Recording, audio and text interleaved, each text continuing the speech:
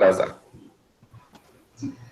Boa tarde a todos. Meu nome é Shélida, mas a maioria me chama de Shell, então fiquem à vontade para poder me chamar assim também.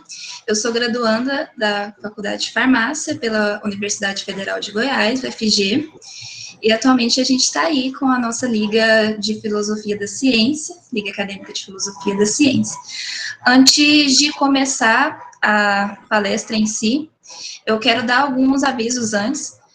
Se caso vocês tiverem alguma dúvida em relação à palestra ministrada pelo professor, vocês podem mandar pelo chat, ou então aguardar até o final da palestra, que nós teremos uma roda de perguntas, e assim o professor poderá selecionar essas dúvidas de vocês, tá bom? Foi perguntado ontem também sobre a questão daqueles que não querem ingressar na liga acadêmica, né? Vocês que estão participando e não possuem a intenção de estarem ingressando na nossa liga, de participar do processo seletivo, vocês podem assistir às palestras também, e nós teremos eventos destinados tanto àqueles que serão membros da nossa liga, como ao público em geral. Então, se vocês acompanharem o nosso Instagram, lafic.ufg, lá nós divulgamos normalmente tudo que nós fazemos na liga, certo? Aí agora eu quero convidar o nosso palestrante de hoje, o professor Dr. Rogério Bastos, que nos trará hoje a palestra com o tema Fake News e Desinformação, Pinóquio está vencendo. Eu peço a todos, por gentileza, que mantenham suas câmeras e microfones desligados enquanto o professor Rogério estiver falando, para que assim seja melhor a apresentação dele, tá bom? Com a palavra, o senhor agora, professor. Boa tarde, pessoal. Boa tarde a todos. Queria, inicialmente, agradecer o convite da LAFIC para estar aqui conversando um pouco com vocês. É interessante, né, esse tema, né, e essa pergunta, né, que é da palestra, né. Então, vamos colocar aqui a gente consegue aqui colocar a apresentação.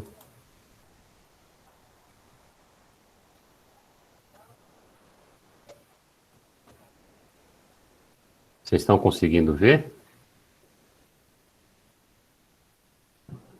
Sim, Roger, está aparecendo. Agora sim, professor. Beleza, então assim, fake news e desinformações. Pinóquio está vencendo? Todo mundo sabe a história do Pinóquio, né?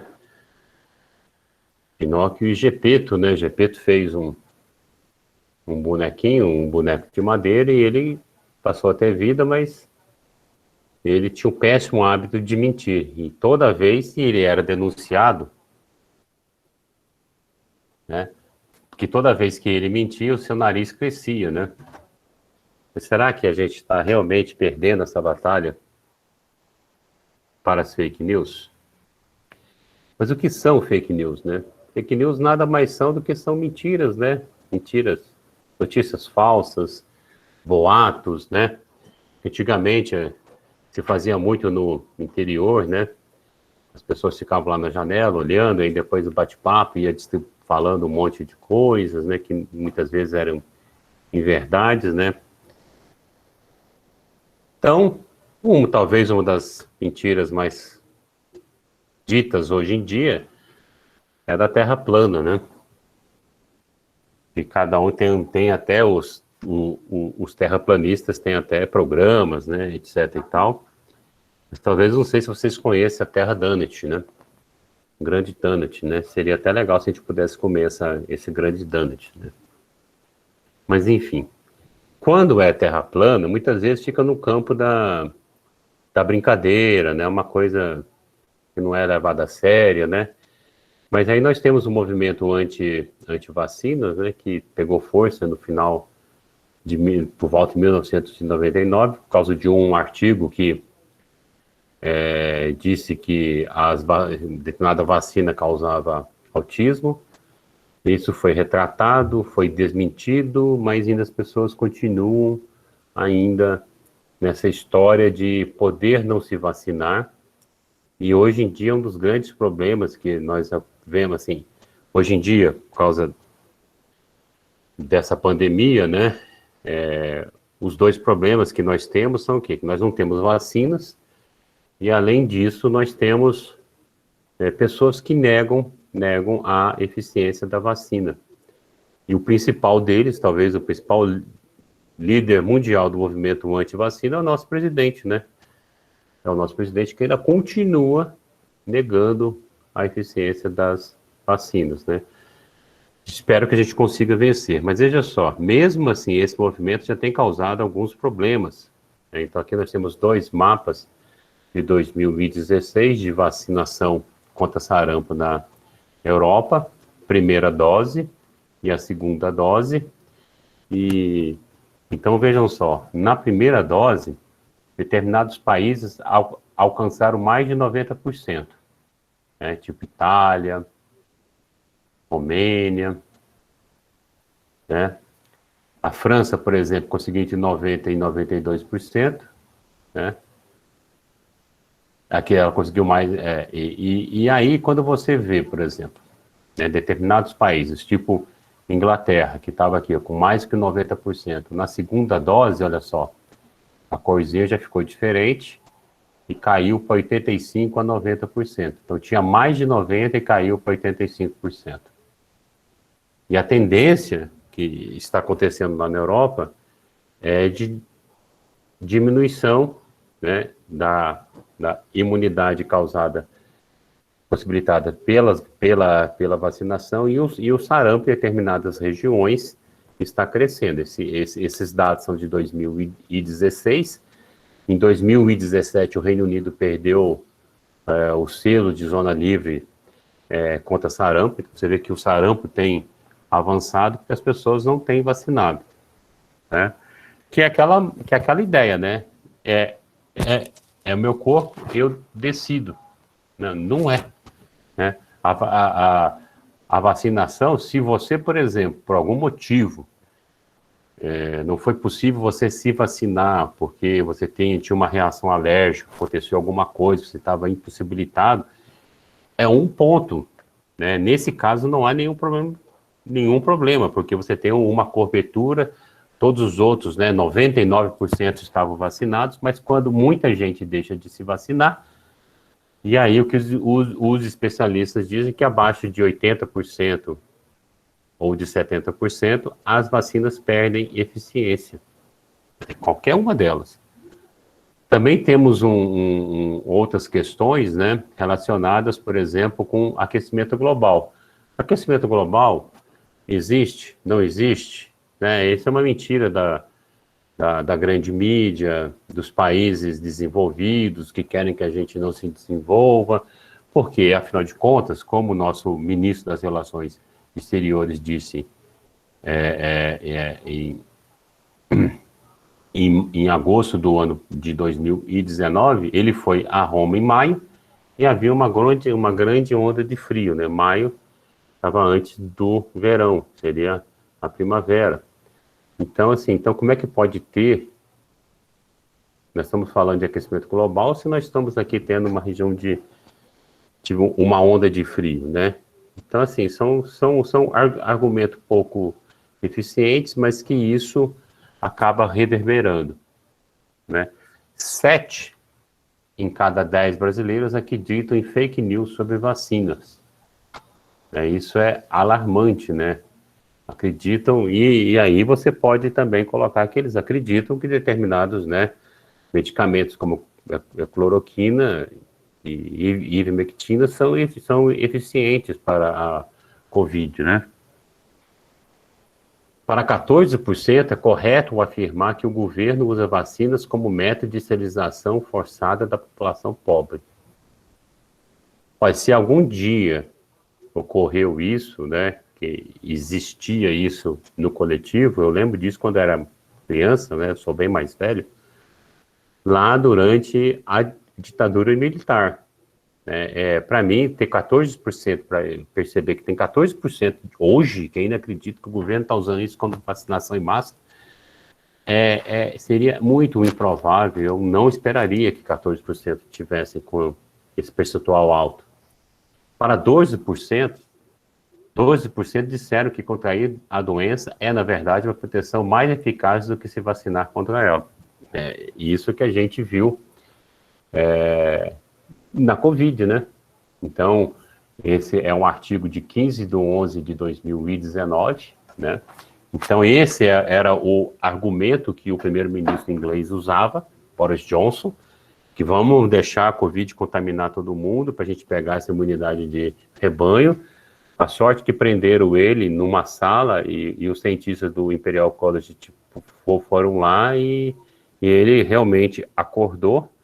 Ele, infelizmente, né, contraiu a doença, ficou muito mal, mas quando ele voltou como um fiel defensor do sistema público inglês de saúde e fazendo tudo que é possível, né, contenção para evitar a propagação da doença. E o resultado hoje, que o Reino Unido hoje deve estar por volta de 20% da população vacinada, né?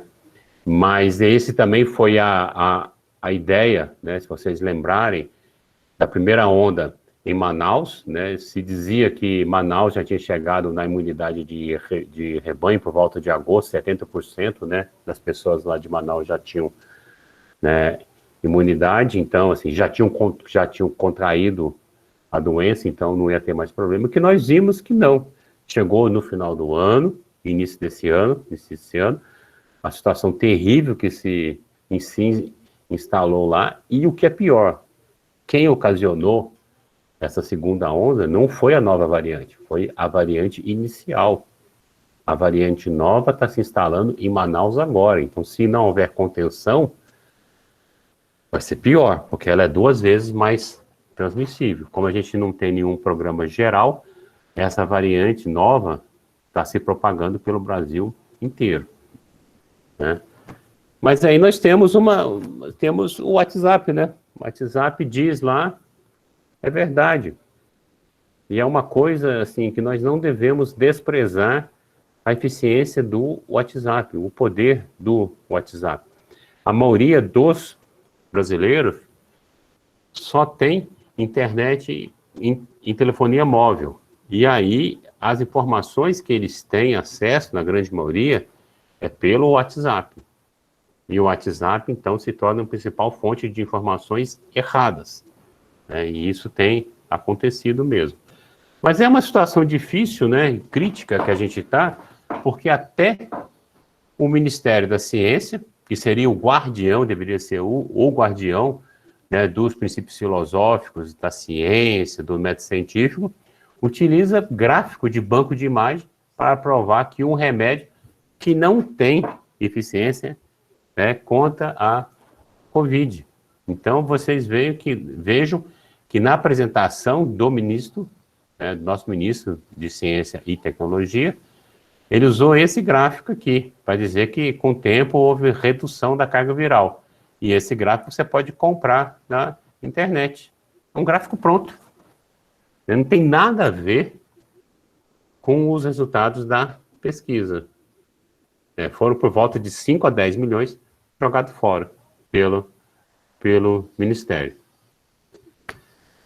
Será que realmente o que esse grande pesquisador, o Chesterton, disse, nós vamos chegar num dia em que teremos que provar ao mundo que a grama é verde? Acho que infelizmente não está longe disso, não. Infelizmente, o ataque à ciência, a negação, né, os negacionistas, né, a negação à ciência, o ataque aos cientistas não é um fenômeno exclusivo do Brasil. Infelizmente, é um fenômeno mundial. Isso aqui são dados de 2018, né, feito pelo Gallup. Eles fizeram 5 perguntas, né, para pessoas de diversos países. Aqui eu vou só mostrar 3. Então, a primeira pergunta, por exemplo, assim, que eles perguntaram para as pessoas aonde que elas aprenderam sobre ciência, né? No Brasil, aqui, ó, 60% diz que aprendeu no ensino médio. Existe aqui, aqui é todo o espectro, homem e mulher, e aqui por faixa etária, mas assim, 60% diz que aprende no ensino médio. Na Argentina, ó, 59%, no México, 67%, na Índia, 59% dizem que é no ensino médio. Não há muita diferença. No Cazaquistão, né, tudo, principalmente as pessoas do departamento lá de ecologia, quando querem falar com uma coisa negativa, ó, a gente está lá no Cazaquistão. Ó, mas lá no Cazaquistão, 84% dos universitários disseram que aprenderam no ensino médio. Mas no Egito, 47%, na Nigéria, 63% e na Turquia, 61%. E nos países europeus, Estados Unidos, 79%, quase 80% lá na Alemanha, Austrália, 90%, Estados Unidos, 87% e França, 87%. Aí vamos passar para uma segunda pergunta. As vacinas funcionam? Né? O que as pessoas responderam? No Brasil, diz que 80% dizem que as vacinas funcionam. Mas nós já tivemos agora, antes de começar a vacinação contra a Covid, por volta de 25% a 30%, isso quer dizer que somente 70% estavam dispostos a vacinar, 30% não estavam dispostos. Mas olha só, na Argentina, 88%, no México, 89%, e na Índia, 95%. No Cazaquistão, aqui, ó, só 46%. No Egito, 97%, na Nigéria, 91% e na Turquia, 82%. Aqui, uma explicação do que países como Egito, Nigéria e Índia têm um percentual alto de que as pessoas acreditam que as vacinas são eficientes. Que são países bem mais pobres do que esses outros países, do que nós. Então, eles ainda estão vivendo uma situação que a gente viveu há 40 anos atrás, com surtos de meningite, né? Surtos de sarampo. Então, eles estão vendo o que as doenças ocasionam. E aí eles também estão experimentando o que as vacinas proporcionam de segurança. Coisa que aqui no Brasil, hoje em dia é muito raro você encontrar alguém que teve sarampo. E as pessoas acham que não tem problema vacinar. O problema é vacinar, porque essa vacina, a BCG, pode causar o autismo, né? E nos países europeus, nos Estados Unidos e na Austrália, 67% na Alemanha, 83% na Austrália, 72% e 47% na França. Né? Os franceses, apesar de um grande percentual de franceses disserem que compreendem um pouco ciência, que aprenderam no ensino médio, mas só 47% dizem que as vacinas são eficientes. E contra a Covid, né, uma das últimas pesquisas que eu vi, que 40% dos franceses não querem se vacinar. Então, é lamentável. Então, para vocês verem que não é só uma questão brasileira, né? E a terceira pergunta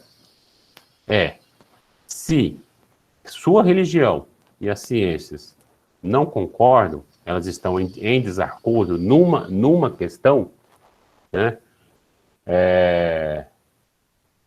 Com quem você ficaria, né? 75% dos brasileiros dizem que ficam com religião. Então, se para uma determinada questão, ciência e religião estão em desacordo, 75% dos brasileiros dizem que vão pela religião. Na Argentina, o percentual bem mais baixo. 54% escolhem religião. É uma maioria, mas muito menos que 75%.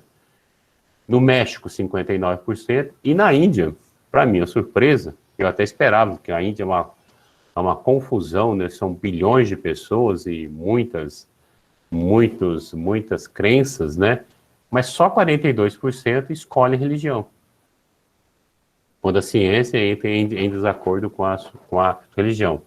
No Cazaquistão, olha lá, 31%. No Egito, 93% escolhem religião. Na Nigéria, 89%. E 51% na Turquia. Então, tem números bem semelhantes ao Brasil e números bem diferentes. Mas na Alemanha, só 14%, que é esperar, afinal de contas, né? A primeira-ministra alemã que está se despedindo, né? Ela é doutora, né? Ela é doutora em química, se não me falha a memória, né? Então, ter uma primeira-ministra que é doutora mesmo, tem PhD, faz a diferença, né? Austrália, 34%, Estados Unidos, 60%, e França, aqui, ó, 22%. Apesar dos franceses não considerarem vacina eficiente, mas quando a religião entra em desacordo com a ciência, eles buscam ciência, tá? Beleza, e ainda vamos fazer uma pergunta, né, de novo, né? Como nós vamos vencer essas fake news que estão cada vez mais se propagando, né? Mas antes, vamos ver como nós estamos no ensino de ciências. Vocês, assim, que já... Alguns estão aí no segundo ano da universidade, segundo período, terceiro ano, né? Uns estão se formando. De qualquer forma, não faz muitos anos, né? 4, 5 anos, vocês estavam no ensino médio. Né? Estavam lá na educação básica. E como é que era o ensino de ciências, né? Tentem lembrar um pouco, né? Mas eu posso dizer que a gente não está bem, né? Então, tem um programa da OCDE. A OCDE é uma organização econômica, tá? Que o Brasil tanto almeja entrar. E tem um programa que é o PISA. O PISA avalia, né, estudantes dos países membros e dos países associados, como o Brasil. Então, já faz muitos anos que o PISA vem sendo realizado. E, olha só, eles avaliam em termos de letramento, leitura, né, tipo português, na própria língua nativa do país, em matemática e em ciência, né, nas outras ciências, né. Esse número acima aqui é a média dos países da OCDE, o score, né, a quantidade de pontos, né. Aqui, cada círculo é um país. E esse vermelhinho aqui é o Brasil. Então, em leitura, aqui, ó, os países membros da OCDE, 487, Brasil 403. Matemática, 489, Brasil 384. Ciências, 489, 404. E esse número, o Brasil tem, essa média, o Brasil tem experimentado um certo crescimento, mas é muito pequeno nesses anos. O PISA vem sendo feito desde 2000, né, em termos de letramento, de leitura. O crescimento é muito baixo, e o Brasil sempre está muito baixo, abaixo da média brasileira do que os países da OCDE. Aqui é da matemática, que houve um certo crescimento maior, mas depois a gente não sabe se agora vai se estabilizar ou se vai cair, né? Em ciência, né, nós crescemos muito pouco nesses 12 a 13 anos aqui, ó, muito pouco. Né? Tão pouco que, olha só, a posição do Brasil, né? Nós temos aqui o nível 1, 2, 3 e o nível 4. Só tem um país, que deve ser Singapura, né? Ou a China, que está lá em cima. O Brasil está junto com os países nível 1. Né? São os países que os estudantes pouco conhecem, pouco têm domínio sobre conhecimento científico. Então, olha só aqui, ó, puxando aqui, ó, Brasil está aqui, ó. O Brasil consegue estar atrás da Argentina. E é notório que os nossos vizinhos, eles têm experimentado uma depressão econômica que já faz uns 15 anos. E assim, mesmo assim, eles conseguem ter um sistema educacional melhor do que o Brasil. O Brasil está pior do que o Peru. Tá a mesma pontuação, né? Mas isso é lamentável. Na América Latina, o Brasil só consegue ser superior à República Dominicana e ao Panamá. O Chile, que tá aqui, ó, tá no meio aqui, é o país latino-americano melhor ranqueado. Nós somos muito mal. Mas os pedagogos não gostam do PISA. Porque tem muito número. É um programa feito por uma organização econômica. E aí, então, o Instituto Abramundo, né, junto com a Ação Educativa Instituto Paulo Montenegro, fizeram e constituíram um indicador, né, chamaram de indicador de letramento científico, que é uma pesquisa também similar ao PISA, que entrevistaram estudantes, né, não só estudantes, mas pessoas também, né, da cidade, né, que no caso aqui foram 9 regiões metropolitanas, mais o Distrito Federal, com pelo menos 4 anos de escolaridade, entre 15 e 40 anos. E eles fizeram perguntas, tá, tipo essas aqui, ó. Você consegue conferir a conta de consumo de energia elétrica? Olha só, considerando todos os níveis, o que é esse nível 1, nível 2, nível 3 e nível 4? É que, da mesma forma que o PISA, é feito um questionário. Então, dependendo da quantidade de acertos, a pessoa pode estar, o nível 1 é abaixo do aceitável, o nível 2 é rudimentar, o 3 é razoável e o nível 4 é proficiente. Então, o nível 4 são de pessoas que têm melhor conhecimento científico. O nível 1 são as pessoas que têm o pior conhecimento científico. Então, eles viram que 26%, considerando todos, tiveram alguma dificuldade de entender a energia, a conta de energia elétrica. Mas veja só, no nível 1, o percentual foi de 40%, enquanto que no nível 4, que é mais entendido, foi só de 8%. Uma outra pergunta. Ler manual para instalar aparelhos eletrônicos. Também é 26% no total. Não mudou muito no nível 1, tá vendo? Nem no nível 2. Mas por incrível que pareça, no nível 4, as pessoas que têm maior suficiência, passou-se de 8 para 18. 18% disseram que teriam uma dificuldade em entender manual. Interpretar dados científicos incluídos nos rótulos de produtos alimentares, tabela nutricional. Se a pessoa quer perder peso, tem que saber quanto lá de caloria, né? Então, vocês estão vendo aqui, ó, o total nós passamos de 26 para 48. E no nível 1 aqui, ó, 60% disseram, e no nível 4, 35% disseram que teriam alguma dificuldade. E interpretar os resultados de exame de sangue a partir de valores de referência. Aquele exame, você faz um exame de sangue e está lá. Oi? Aquele exame de sangue está lá.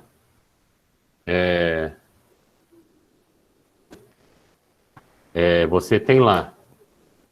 Você tem, como se diz, você tem lá porcentagem de glicose no sangue. Né? Você está abaixo disso, o pessoal de referência. Então você não tem problema. Está acima, você tem problema. Olha só, 55% diferem que tem alguma dificuldade e no nível 4, 35% diferem que tem alguma dificuldade. Então, o que nós estamos vendo aqui? Que, considerando, conferir conta de consumo de energia elétrica e vendo essas perguntas aqui, a dificuldade foi aumentando. Ao mesmo tempo, o que nós temos? O que nós temos que o percentual de dificuldade também aumentou. Né? Então, nós saímos de 8% aqui para 35% aqui, de 26% para 55%. Então, tanto faz qual é o indicador que a gente use, todos esses indicadores estão dizendo que tem dificuldade. Né? E aí, o que alguns especialistas dizem por que estamos mal no ensino de ciências, né? O professor Roberto Lente, lá da Federal do Rio de Janeiro, é um neurocientista, onde ele diz claramente que os professores são mal formados, mal remunerados e mal utilizados. Mal formados porque as faculdades de pedagogia e de licenciatura ainda têm um viés conservador e ideológico, intuitivo, indiferente ou hostil às propostas pedagógicas derivadas do método científico. Né? Então, assim, os nossos professores, eles não dominam o método científico. Então, uma das explicações por que a gente está mal é porque nós não fazemos com que os estudantes da educação básica vivenciem e aprendam o método científico. Isso é muito ruim. E o mundo inteiro está pensando em quê? Em melhorar a infraestrutura do salário dos professores, mas está repensando a formação dos professores. Esse aqui é um trabalho que saiu na Nature, né? Onde realmente estamos aí construindo professores, né? Dando novas ferramentas para esses professores, né? Para os desafios que se apresentam no século XXI. Mas isso é a médio e longo prazo. Nós temos que pensar a curto prazo, né? Então, assim, pensando em educação científica, esse aqui é um documento da Unesco, lá por volta de 2010, onde eles já diziam, né, os autores, que nós temos que pensar em 3 mudanças, né? Nós temos que pensar na formação dos professores, nos currículos, que isso demanda mais tempo, e nós temos que pensar no material de apoio, que é aonde a liga vai, qualquer liga acadêmica, onde é que vocês vão atuar. Porque nós não devemos esperar uma mudança na educação, né, para que a população compreenda como que a ciência funciona. Isso demora muito tempo. Nós temos que agilizar esse processo. E nós devemos que fazer divulgação científica, né? Aqui é o Ayrton Escobar, é um dos jornalistas mais conceituados em termos de divulgação científica do país. Mas será que a divulgação científica, né, funciona? Divulgar nas redes sociais funciona? Será que isso ajuda a combater as fake news? Para isso, vamos usar um exemplo, a questão do tabagismo, né, de fumar. Espero que ninguém tenha fumado aqui ou é um fumante, né? Então vejam só, cigarros eram um santo remédio para ansiedade, problemas digestivos, inflamações na garganta. Assim, milhões de pessoas acreditaram que fumar fazia bem para a saúde. Isso da década de 30, da década de 80. Apareciam atores, né? Olha só, o cowboy, né? Médicos, né? Como é que as pessoas, e os próprios médicos na década de 30 receitavam fumo, né? Fuma um pouco para diminuir a sua ansiedade, né? Então, se médico está fazendo campanha, está fazendo publicidade, como é que eu podia duvidar que o cigarro, assim, eu não tinha como duvidar que o cigarro causava mal. Bem, já existia no início da década de 60, 70, uma curiosidade para se entender os efeitos do tabagismo. Mas isso tudo era jogado por terra pelo fato de ter um médico que era fumante. Mas, se um médico é médico e é fumante, então não causam mais. Artistas e atletas também. Mas não teve jeito, né? As pessoas, como os pesquisadores, cientistas, começaram a fazer pesquisas e constatar o efeito maléfico da nicotina, e então começou, no final da década de 60, início da década de 70, algumas restrições à propaganda de cigarro nos Estados Unidos. Em 75, a Noruega baniu de vez, mas o Brasil só demorou mais 15 anos. Mas mesmo assim, o Brasil demorando 15 anos, o Brasil tem, nesse caso, uma das respostas mais bem sucedidas do mundo, né? São aquelas famosas fotos que existem, que são colocadas nos maços de cigarro, né? Fumar causa infarto do coração, né? Prejudica o bebê, causa impotência sexual, né? Essa necrose foi causada pelo consumo, e muitas vezes os maços de cigarros, hoje em dia, já não ficam mais expostos, né? Em grandes redes ficam afastados. Se a pessoa quiser, tem que ir lá pedir para abrir, etc. e tal. Então, veja só, conseguimos vencer a poderosa indústria do tabaco com ciência e informação. E isso usando fotos em massa de cigarro que a indústria teve que pagar para fazer, né?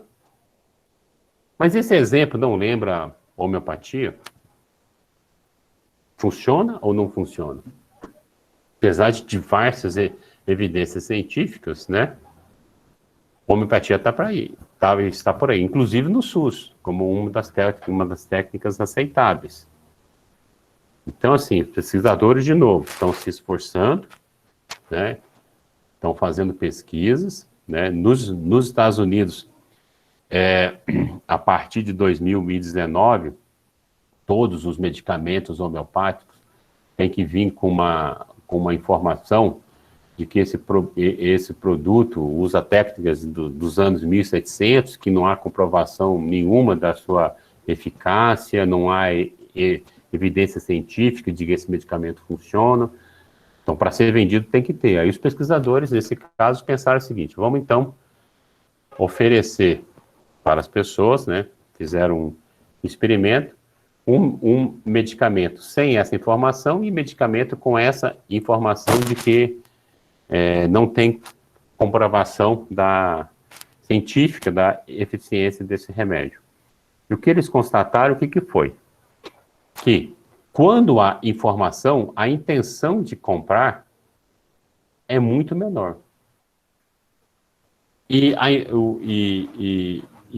eficiência do produto, né, as pessoas entrevistadas também dizem que eles são menos eficientes. Então, só essa informação já diminuiu a intenção de comprar aquele remédio homeopático. Aí eles complicaram um pouco mais, pegaram um outro remédio, mantiveram essa separação, mas aí eles pegaram pessoas que são usuários costumados, que sempre compram, e usuários esporádicos. Com a intenção de comprar, você está vendo assim, em todos eles, né, tanto faz, na intenção de comprar, há uma diminuição, tá vendo? E também, considerar a eficiência, também há uma diminuição. Só que essa diminuição é muito maior em quem? Em quem não é, em quem é um usuário esporádico, tá vendo? Naquele que já tem uma tradição, uma frequência regular, a diminuição é menor. Tá? Mas veja só, com o tempo, vai caindo cada vez mais, né? Então, você manter essa informação de que não é eficiente, né? Não tem certeza, não há evidência científica, isso faz com que as pessoas diminuam a sua vontade de comprar esses medicamentos. Então, assim, só para lembrar, como dizer que a homeopatia não funciona se está no SUS? É muito similar, assim, como dizer que o tabaco faz mal se a maioria dos médicos fumam. Se você tem alguém que valida, fica mais difícil. Se está no SUS, Sistema Único de Saúde, é porque funciona. Mas não quer dizer que funciona. Infelizmente, a UFG, né, foi inaugurado nesse mês o Instituto Confúcio de Medicina Tradicional Chinesa lá. Esse é o único lugar do Brasil que eles vão ensinar as técnicas, né, da medicina tradicional chinesa. É que isso é um absurdo, né? Mas enfim, é isso que vai acontecer. Está acontecendo aqui. Né? E como vamos conseguir vencer as fake news? Essa pergunta está sempre, tá? Nós temos que considerar que as pessoas decidem baseadas nas suas preconcepções, isso não tem jeito, o WhatsApp está aí, o WhatsApp da família está aí, não adianta você falar alguma coisa de ciência, que você vai ser o chato, a chata, né? Essas pessoas têm uma certa preguiça de raciocinar cientificamente. E isso, muitas vezes, é para os próprios cientistas. Eu participo de alguns grupos de WhatsApp que as pessoas falam que é absurdo que o presidente faz, negar... Aí alguém começa a falar de homeopatia. Aí alguém fala assim, mas comigo funcionou. Aí o outro, também comigo também. Então, assim, funcionou com você. Agora, a gente está num grupo que só tem doutores. E aí funciona, então, tá ok. Como é que essa pessoa pode falar contra a cloroquina? Não pode. Porque se a pessoa tomasse cloroquina ou não tomasse cloroquina, ela ia se salvar. Se a pessoa comesse jujuba ou não comesse jujuba, ela ia se salvar. Porque em 70% os sintomas nem existem ou são muito leves. E aí o grande problema é que você está num grupo de pesquisadores e as pessoas vêm com essas ideias. Então a gente deve, primeira coisa, aumentar a quantidade de informações científicas e corretas. Hoje está assim difícil, tá? O amarelinho são redes, são sites, são páginas de ciência, tá? E o cinza são de propagadores de fake news. Mesmo que a gente fala que o Átila tem 1,5 milhão de seguidores, isso não é nada perto do que o Jair Bolsonaro tem. Acho que 35, 40 milhões. Então, olha só como é que a gente está apertado aqui, ó. Então, a gente tem que multiplicar essas páginas. Temos que multiplicar a informação. E isso é uma coisa que já vem sendo feita em diversos países. E nos Estados Unidos, por exemplo, alguns estudos dizem o quê? Que as ações devem alcançar diversos públicos, né? Ecoturismo, montanhismo, né, palestras, redes sociais, tem que pegar tudo, tá? E devem ser constantes, né? Não pode ter assim, vou fazer o dia da árvore. Não, tá vendo? A ideia é que as pessoas passarão por uma máquina, né? Vamos dizer assim, de várias, assim, todo mundo bombardeando ciência nessas pessoas. E isso vai ter um efeito mais para frente, não é imediato. Mas é mais rápido do que se a gente tem que esperar mudar o sistema educacional, que é o que a gente deve perseguir, tá? Mudar o nosso sistema educacional. A gente deve fazer com que as crianças, nossos estudantes, desde o primeiro ano da educação básica, lá no ensino fundamental, fase 1, já compreendam o que é método científico. Mas está assim, a gente tem que tentar fazer sempre. E qual é a melhor mídia para fazer divulgação? Qual é a melhor rede social para fazer divulgação? É que sempre é questão, o Facebook está morto, o Instagram que é melhor, que não sei o que é lá, parará, né? Então, olha só. Nós temos aqui a mesma rede aqui, ó, no Facebook, né? Observações naturalistas no Facebook, no Twitter e no Instagram. Olha só, no Facebook tem 65 mil seguidores. Tem só 6.800 no Instagram. Tem muito mais no Twitter, 160 mil. Questão de ciência, 35 mil seguidores no Facebook, 30 mil no Instagram e 10 mil no Twitter.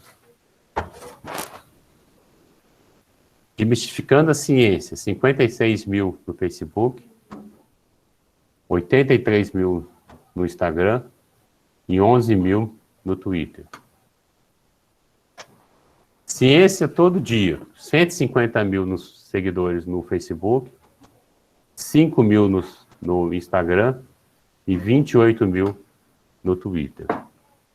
Então, tem página que é do mesmo, assim, do mesmo grupo, que tem mais seguidores numa rede do que em outros. E aí, quando nós olhamos assim, nos dados são dados para os Estados Unidos, considerando o percentual de idade, né, 18 a 24, olha só o YouTube, 90%, Facebook 76%, Instagram 75%, Snapchat 73%. Então vocês estão vendo assim que todas as faixas, por exemplo, no Facebook, que é considerada a rede morta, né, tem um percentual tá bem alto em todas as faixas. Assim, o YouTube não é uma rede que concorre diretamente com as outras, né? Ele até em parceria, né? Você coloca, posta alguma coisa no Facebook, enquanto que o filme está lá no YouTube, né?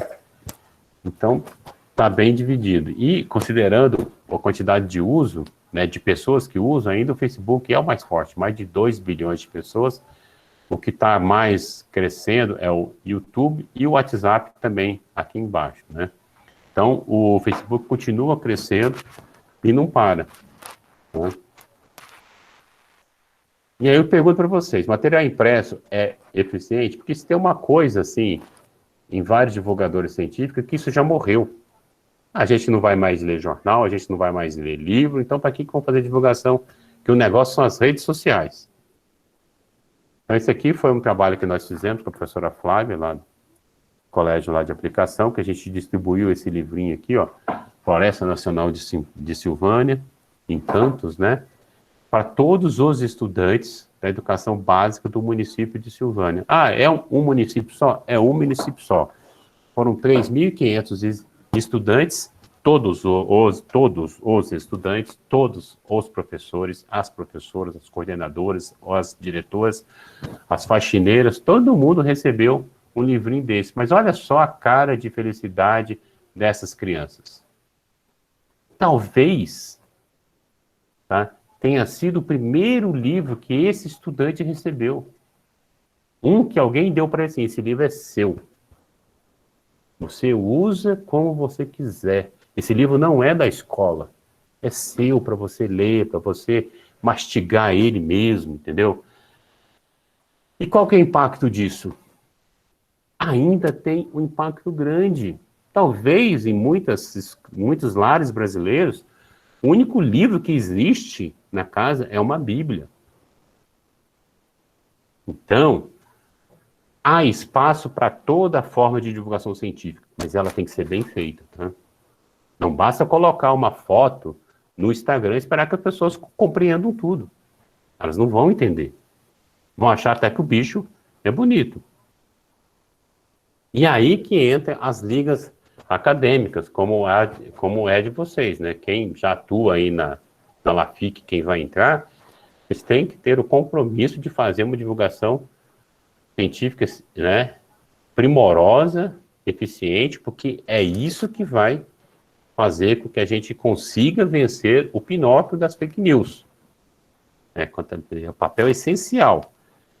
Então, como o Ayrton disse, é preciso fomentar essa cultura dentro da academia, dentro das universidades. Nenhum pesquisador deve ser obrigado a fazer divulgação científica, mas todos deveriam ser estimulados. Com certeza, professores e jovens cientistas, no caso que são vocês, interessados em trabalhar com divulgação científica, precisam apenas de um pequeno apoio, mas nós temos que ter apoio.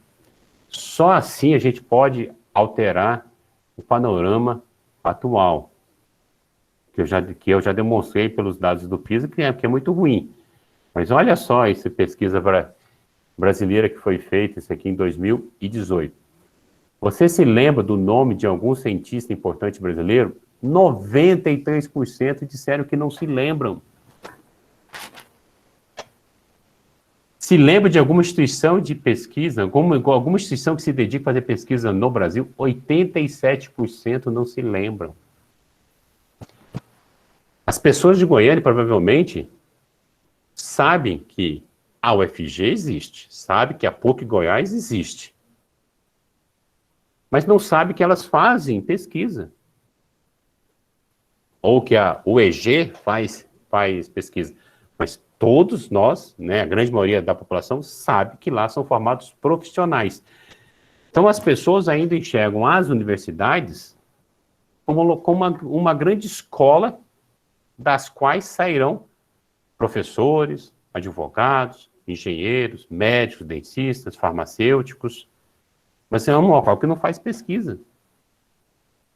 Isso nós estamos vendo, assim, e baseado nisso, que os cortes de ciência e tecnologia têm ocorrido desde 2014, gente. Isso não é uma primazia desse governo atual.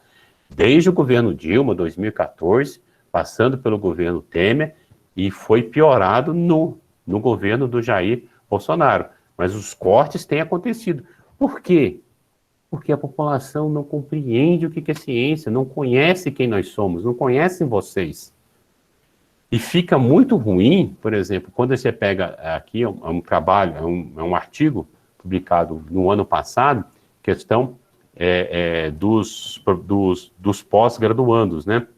Então, traduzindo essa parte que está aqui, ó, que os pós-graduandos recebem a mensagem de permanecerem focados exclusivamente em seus pedidos de auxílio, né, solicitações para fazer pesquisa em artigos científicos.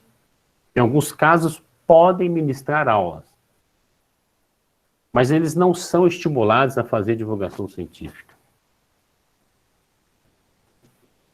Então, para fazer divulgação científica e começar a vencer as fake news, nós temos que fazer de forma eficiente. E nós precisamos de quê? Valorizar a divulgação científica. Valorizar as pessoas que fazem divulgação científica.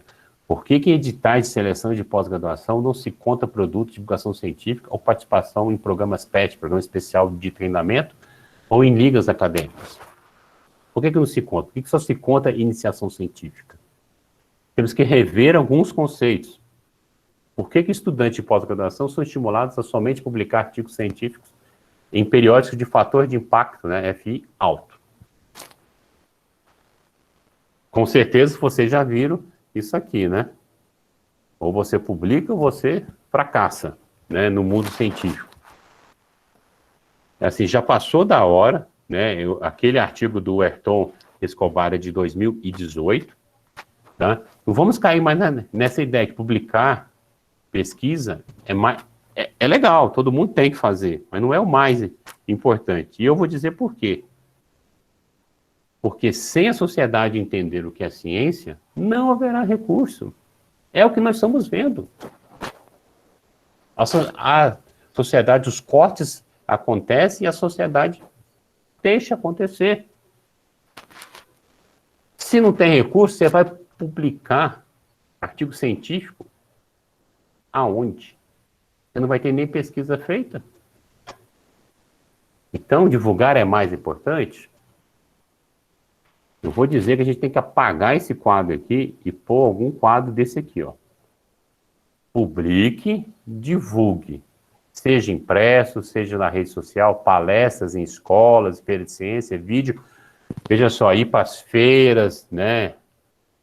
Ir para os eventos, ir no shopping, ir nas escolas de bairro, ir nas escolas particulares, fazer curso com outros professores, tudo isso é necessário. Publique, faça mestrado, faça doutorado, faça pós-doc. Já contratado? Forme novos mestres e doutores, consiga projetos. Assim a gente vai ter apoio da sociedade. Com a ciência valorizada, os recursos vão estar garantidos. Né? Porque publicar é importante e deve ser valorizado. Isso é um mantra, tá, gente? Que eu quero que vocês continuem. Mas, incorpore isso aqui também. Divulgar é importante e deve ser valorizado também. Ter apoio da sociedade é essencial para termos financiamento da ciência. Então, assim, é um mantra. Todo dia vocês acordam e ficam assim, ó. Publicar, eu vou publicar porque isso é importante e deve ser valorizado. Mas divulgar também o meu trabalho de forma legal também é importante e deve ser valorizado. Porque com isso eu posso ter apoio da sociedade e assim a gente vai garantir os nossos recursos. Todo dia vocês têm que fazer isso. Quem sabe assim a gente consegue vencer esse desafio, que é acabar com as fake news. Não é um trabalho fácil. A gente vê, por exemplo, 20%, 22% dos franceses acreditarem que a vacina é eficiente. Então, a gente está falando de um país europeu, que tem um sistema educacional forte. Hoje, 40% não querem vacinar contra a Covid. Não é um trabalho fácil, é um desafio.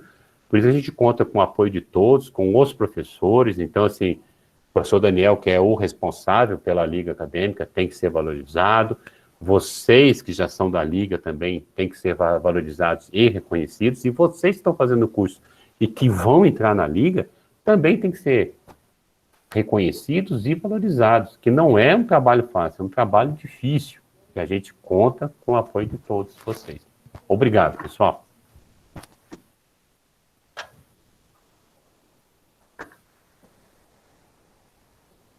Nós que agradecemos pela palestra, professor Rogério, e agora nós vamos dar abertura para algumas perguntas, certo? Muitos enviaram pelo chat, mas se alguém demonstrar interesse de também estar ligando a câmera ou falando com o microfone diretamente com o professor Rogério, ele está aqui para poder sanar essas dúvidas de vocês, certo? Eu vou agora ler a primeira dúvida que tivemos hoje, que foi do Jonathan Mateus. Ele perguntou: qual conselho o senhor nos dá para que possamos combater as fake news em grupos de família? Primeiro, vocês têm que ser uma pessoa com bastante calma, né? Tem que manter a calma, mas tem que ter ciência de que, assim, que pode causar algum problema, tá certo? Mas eu acho que é importante vocês também, quando no grupo da família tiver alguma notícia errada, falsa, vocês contra-argumentarem, mostrando alguns resultados, mostrando artigos. Sim, mas não adianta mostrar artigo, por exemplo, em Nature Science. Tem que simplesmente explicar para ele, saiu algum artigo, esse artigo numa revista conceituada nos Estados Unidos, ou aqui no Brasil, estrangeiro, né? E os pesquisadores falaram que é isso, é contrário, não façam isso. Mas tem que ter muita paciência, tá? Tem que ficar dentro do grupo. Se você for pavio curto e sair, não consegue.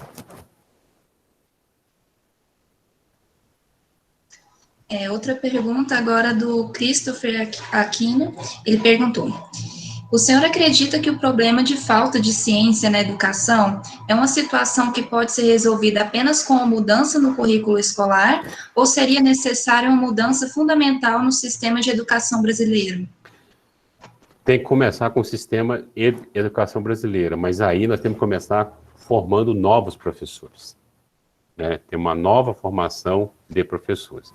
Eu não sei quantos aqui, não sei se você tem, Shell, quantos são de licenciatura, etc e tal, né? Mas assim, vocês mesmos sendo só fazendo bacharelado, vocês quando virarem doutores, vocês poderão ser professores de cursos de licenciatura.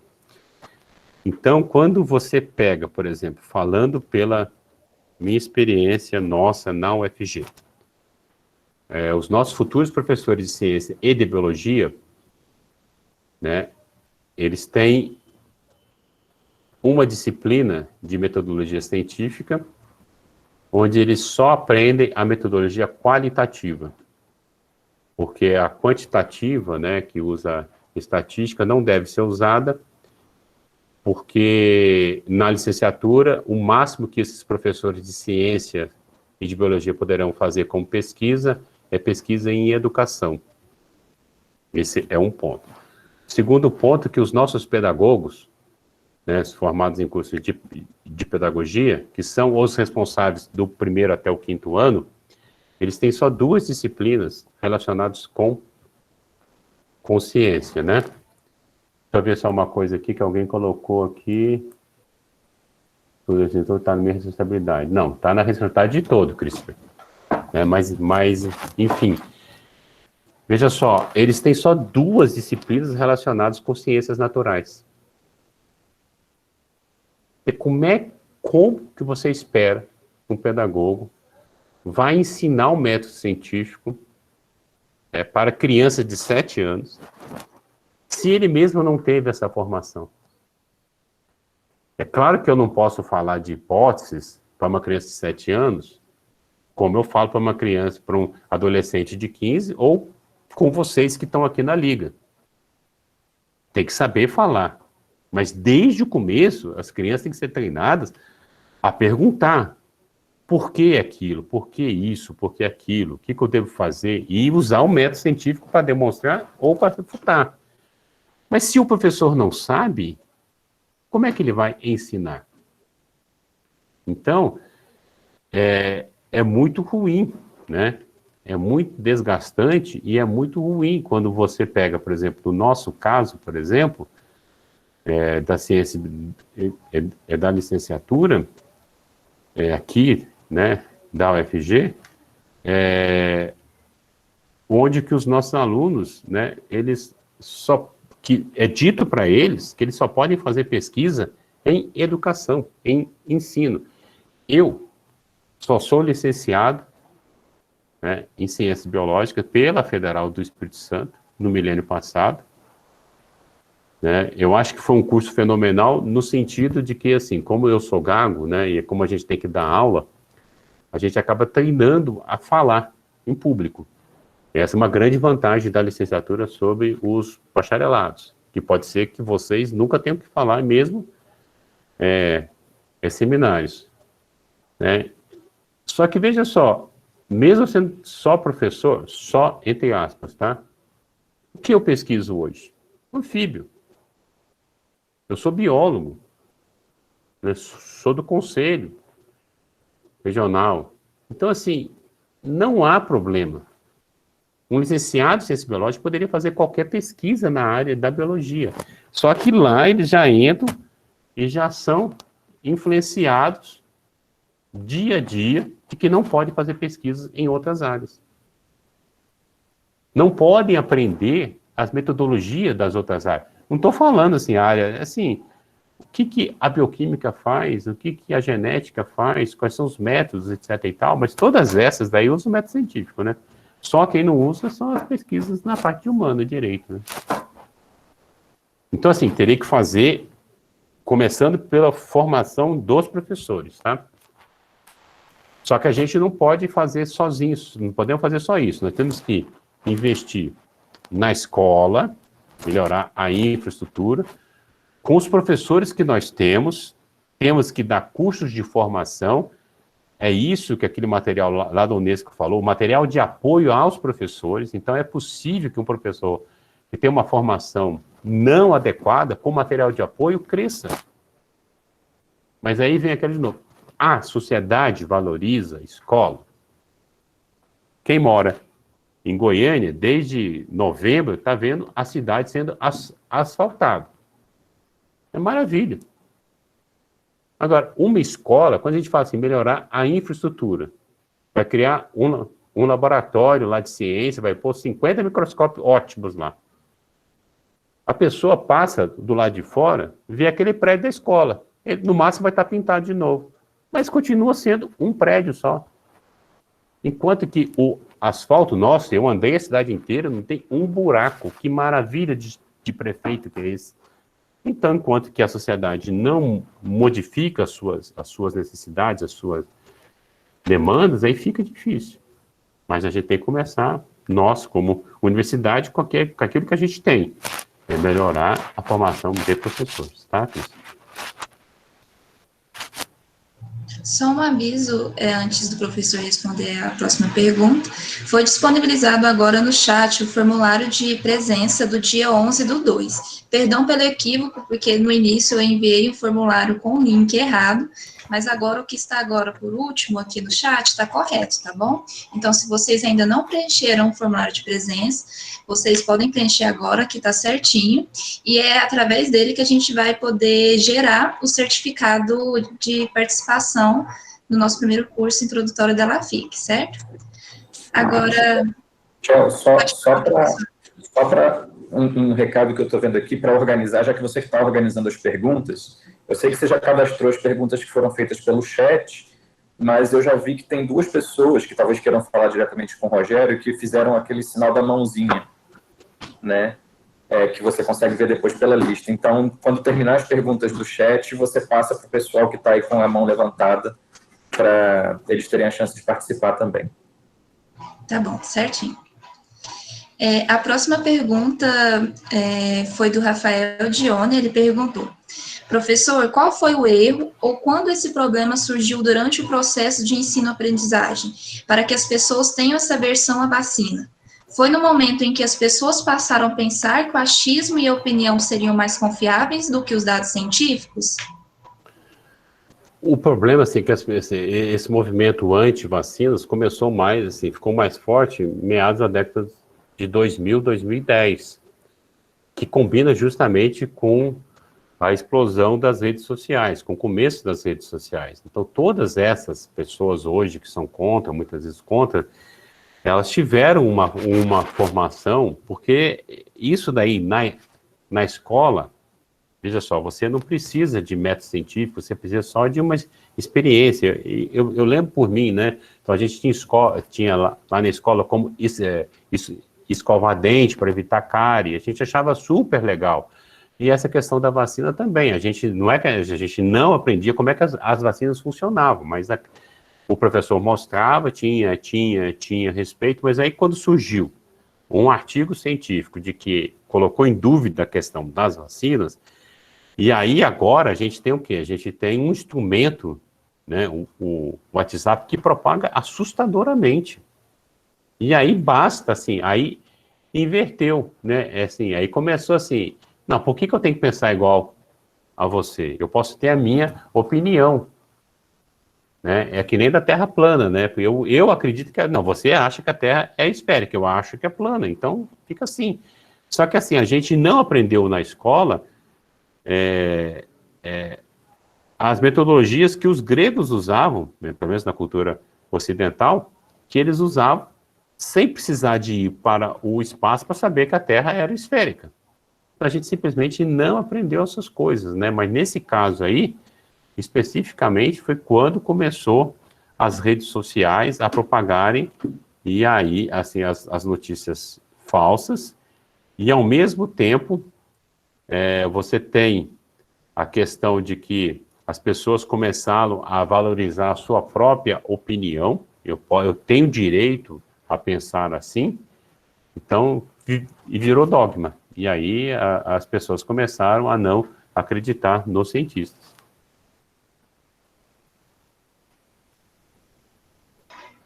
Certinho.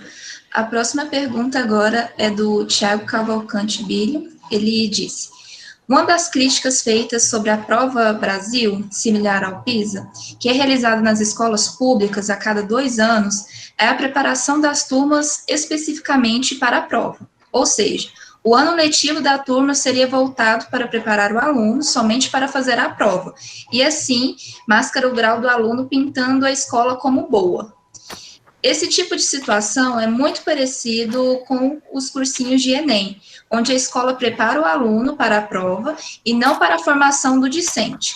Como garantir a formação crítica dos alunos se o próprio sistema formação, graduação em diante, é falha? Esse não é, por exemplo, assim, a gente não pode pegar exceções e transformar em regra. Esse que é um dos grandes problemas da parte de ensino, né? Então, assim, começa a pensar em coisas assim, que todo mundo está fazendo isso, não está fazendo isso. Então, assim, nós temos que ter instrumentos de avaliação. Qual é o problema de ter instrumento de avaliação? Nós somos avaliados desde o momento que nós nascemos. Nasceu quando você tinha 1 ano de idade, você chorava, seu pai falava, não, ele está chorando de birra. Não, está chorando porque está com fome. E assim vai, nós somos avaliados a qualquer momento. Por que a escola não pode ser avaliada? Por que o estudante não pode ser avaliado? Ah, porque tem escola que faz isso? Tem escola que faz isso mesmo. Tem escola que quer tirar uma nota alta nessas avaliações, seja do SAEB, do EDEB, né? Que preparam determinados, assim, pegam todos os alunos, cria um CNPJ fictício e colocam todos os alunos excelentes naquela sala. Mas os avaliadores pegam isso nos anos seguintes e desclassificam. Isso é uma exceção, né? E o próprio Enem, né, por mais problemas que tenham, ele veio, inclusive, assim, que as pessoas de ensino gostam de falar isso, e veio para democratizar, né? Porque agora você não precisa ir de universidade em universidades para fazer os seus vestibulares. Uma única prova, depois você pode escolher para onde você quer. Por isso que aqui, por exemplo, nosso curso lá de Ecologia, tem pessoas do Maranhão, do Mato Grosso, do Pará, que antes seria impensável, né? Agora, de novo, nós estamos falhando porque não é o sistema todo que está falhando. Nós estamos falhando porque os professores estão sendo mal formados. Nós estamos falhando porque os professores têm uma remuneração baixa. Isso está fora da universidade. Mas a formação dos professores está ruim nas universidades. De novo, nosso curso de Ciência Biológica e Licenciatura, o aluno tem que fazer 2 disciplinas optativas para se formar.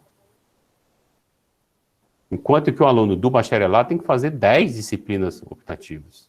Então ele tem muito mais conhecimento. Porque veja só, antes dele ser um professor de ciência ou de biologia, ele tem que ser um profissional que entenda da biologia, que entenda da ciência. E se ele não está tendo disciplinas de conteúdo, como é que ele vai fazer? Porque o problema não é só fazer porque nós temos que fazer com que os alunos, os nossos estudantes consigam adaptar, né, a dar aula. Mas não é só isso. Se ele não tem conteúdo, se ele não domina o método científico, ele vai ensinar o quê? Ele pode ter 1001 técnicas diferentes, mas não vai ensinar nada. Mas, assim, de fato, a longo prazo, nós temos que repensar a formação de professores e o sistema como um todo. Inclusive, parar de falar que licenciado em ciência biológica só pode fazer pesquisa em ensino. Inclusive, parar de falar que a gente não pode usar estatística nenhuma, porque a minha pesquisa é qualitativa, porque o ser humano não pode ser reduzido a números. Nós temos que encontrar padrões, e os padrões muitas vezes só aparecem através de uma estatística bem feita. Certo? Ok. Certo, professor. Agora, a última pergunta que foi enviada no chat, antes da gente começar a ir para as perguntas orais, que as pessoas podem falar pelo microfone e ligar a câmera, a última pergunta foi feita pelo Bruno. Ele disse: professor, quando alguém do meio científico diz, está funcionando, então vamos dar uma chance, não estariam se orientando pelo método indutivo, quando a observação parte do singular para o geral? Caso afirmativo, qual sua posição sobre a utilização desse método?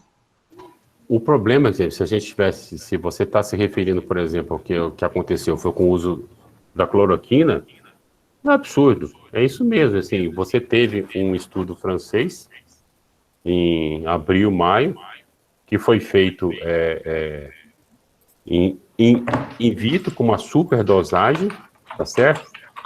E aí falou que podia funcionar, mas essa superdosagem matava. E aí começou aquela coisa, né? E aí depois você passou o quê? Então você tinha um estudo científico mal feito, mal delineado, mas foi publicado. Pessoal, um dos grandes, assim, é difícil falar assim, o que essa pandemia está nos revelando? Está nos revelando que a nossa sociedade não conhece nada de ciência, tá? E tá, uma grande parcela está até se orientando, está agora tentando fazer, tá. Mas para mim, um dos também pior, né? É que a gente está na mão de médico e a grande maioria não entende o que é ciência. O Conselho Federal de Medicina, até hoje, ainda está lá no site, o médico pode usar cloroquina. Por quê? Porque a clínica, aí que você está falando, o caso é mais importante do que o todo. Comigo funcionou. Mas veja só, médico não é cientista. Mas médico é um profissional respeitado. E aí a gente tem que ensinar para a população que não deve acontecer isso. A gente tem que saber diferenciar. Mas é algo difícil. Veja só. O irmão da minha esposa, engenheiro, foi diagnosticado com Covid na segunda-feira. E aí, a família inteira parece que pegou. Os 4 pegaram, os 2 filhos e a esposa. Ele foi no médico, né? Que nós temos uma médica, né? Que quando a minha esposa teve lá em abril do ano passado, é uma médica diferenciada, falou assim, ó, o negócio é monitorar oxímetro, se cair abaixo de 90% já corre, tá? Por cento de oxigenação, e vamos assim, deu febre? Vai tomar Tilenol. Tá tossindo? Vamos tomar isso. Por enquanto são sintomas leves. Isso lá em abril. O meu cunhado foi num médico, que o médico começou falando com ele assim, essa é boa até para o Daniel ouvir, né? Olha, bom dia, boa tarde, não sei, mal. Eu não sei qual que é a sua posição política, o que você pensa, etc e tal, mas é o seguinte, eu sou pela ciência e eu só vou te receitar Tilenol, se você tiver febre. Não vou te receitar nada, tá? Nenhum medicamento desse que estão falando aí, eu vou te receitar. Ah, tá bom.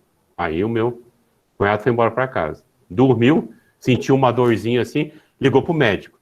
Não tem nada para eu tomar, não? Tá sentindo febre? Não. Se tiver, você vai tomar o quê? Tilenol. Eu já te falei. Tá.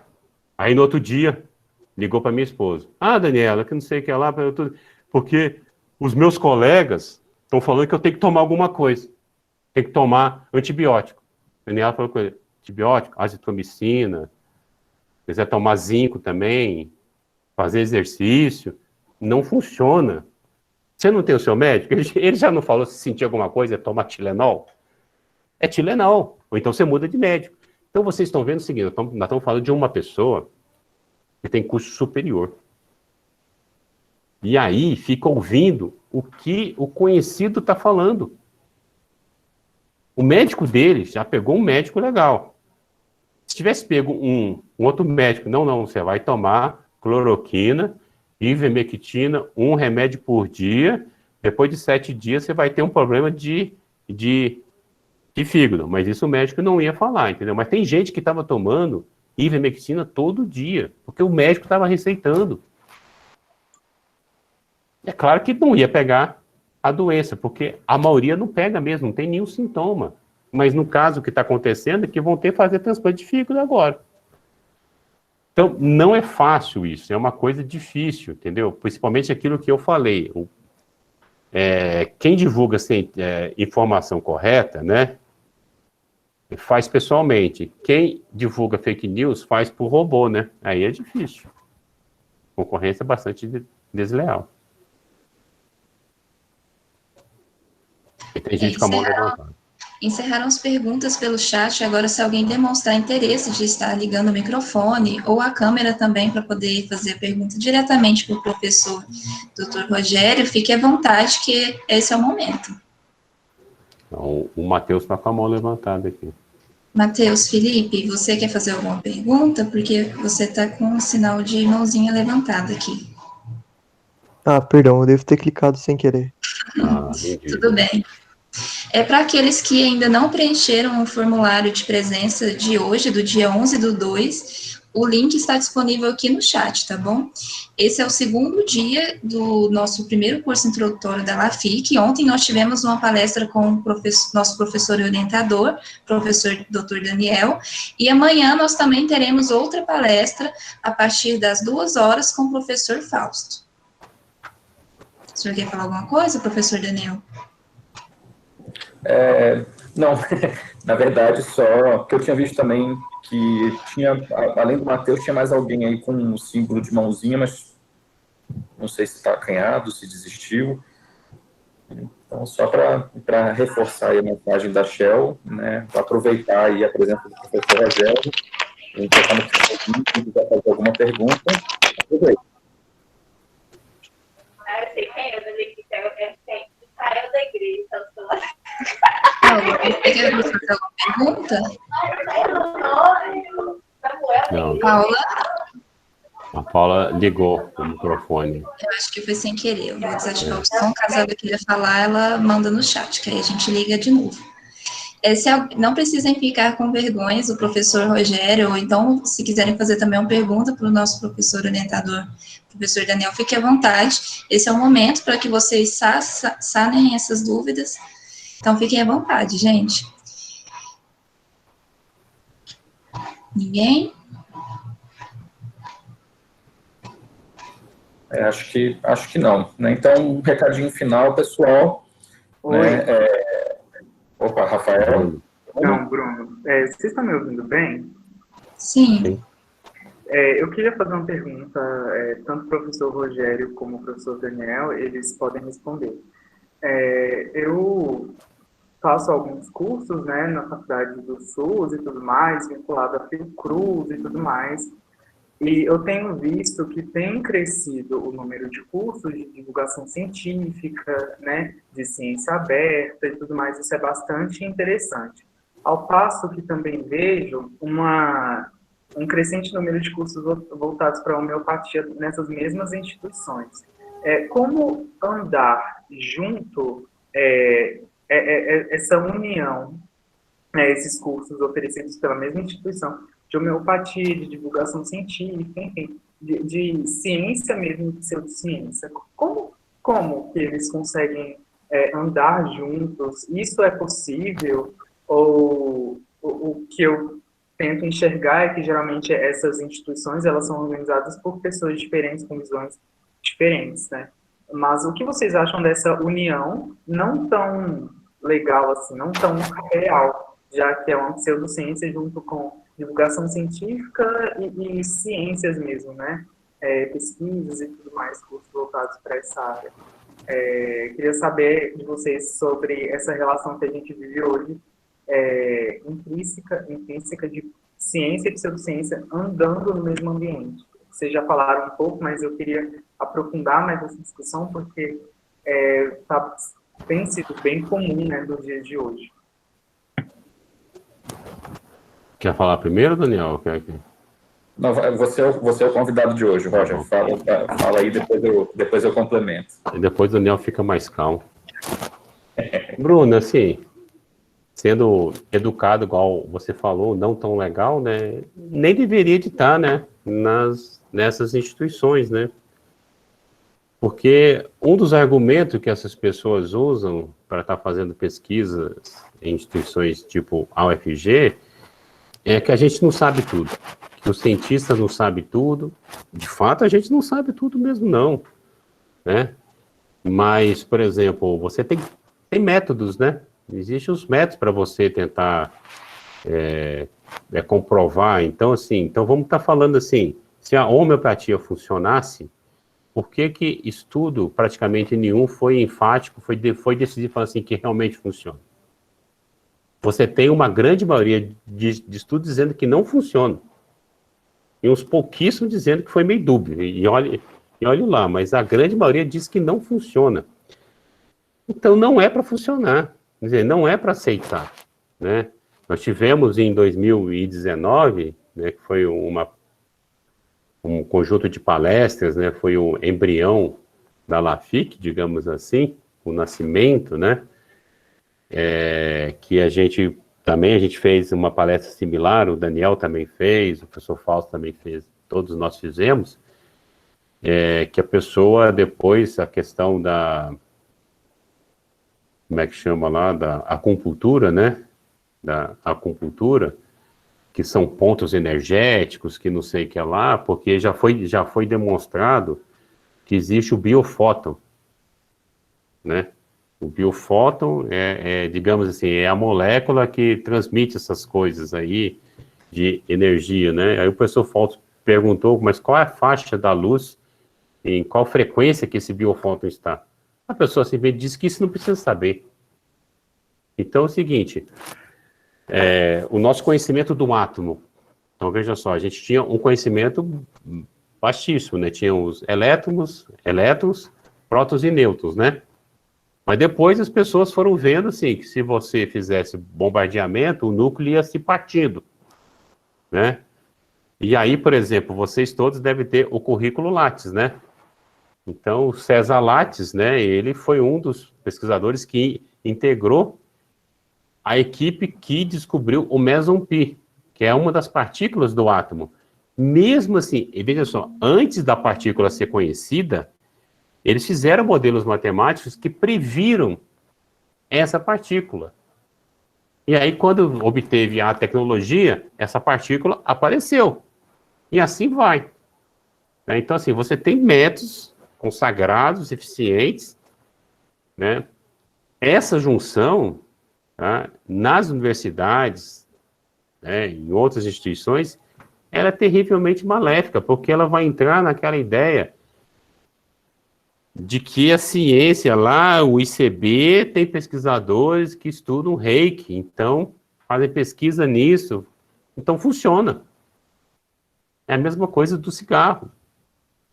Isso é maléfico, isso não devia, por exemplo, como também, por exemplo, a questão do criacionismo e do evolução. Para mim, não tem nenhum problema a pessoa acreditar em Deus, ela acredita em Deus que ela quiser, tem a sua crença. Agora, ela não pode acreditar que esse Deus está aí definindo os nossos caminhos. Isso não existe. Agora, a evolução é uma teoria. Não, tudo que já foi feito até hoje prova que a evolução funciona. Então, ela é um fato. Deus que ainda precisa ser provado. Então, assim, eu só tenho a lamentar, mas infelizmente é isso que você falou. Está acontecendo um avanço de fake news, dessa parte de pseudociências, nas universidades e nos outros centros.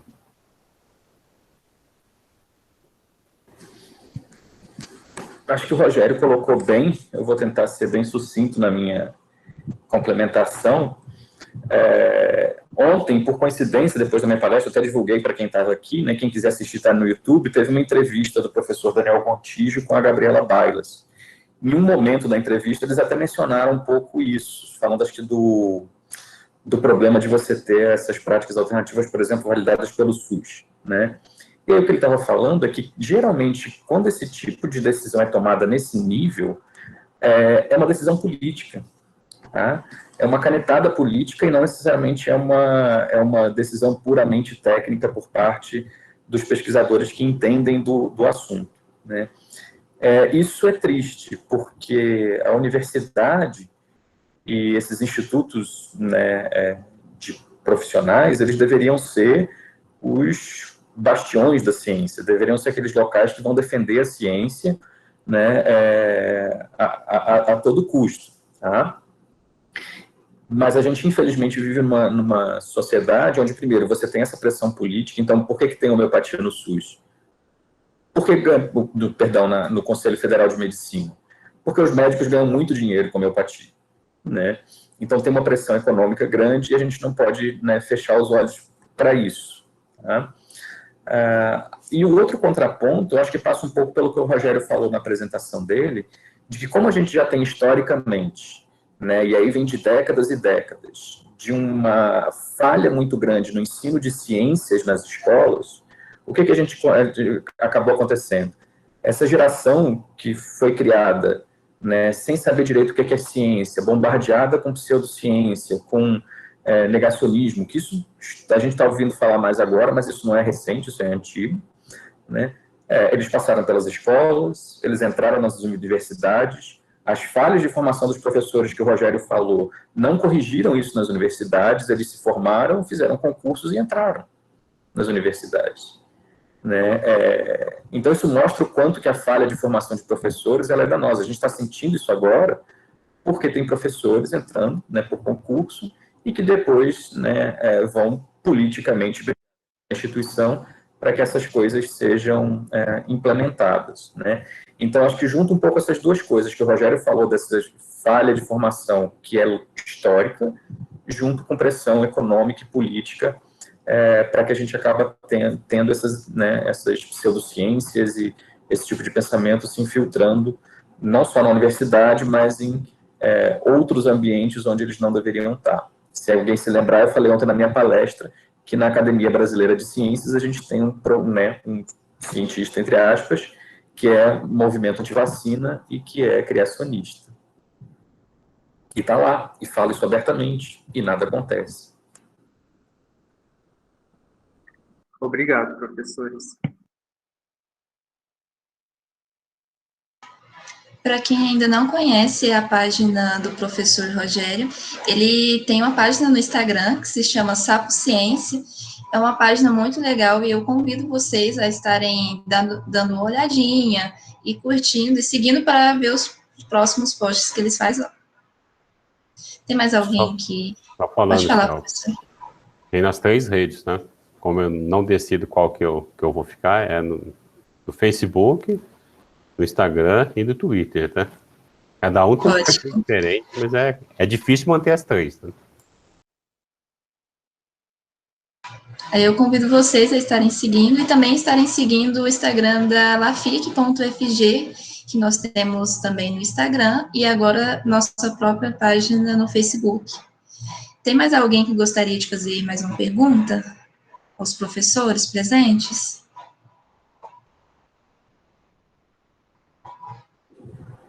Para quem ainda não viu, o link do formulário de presença está no chat, tá bom, gente? Eu acho que, né,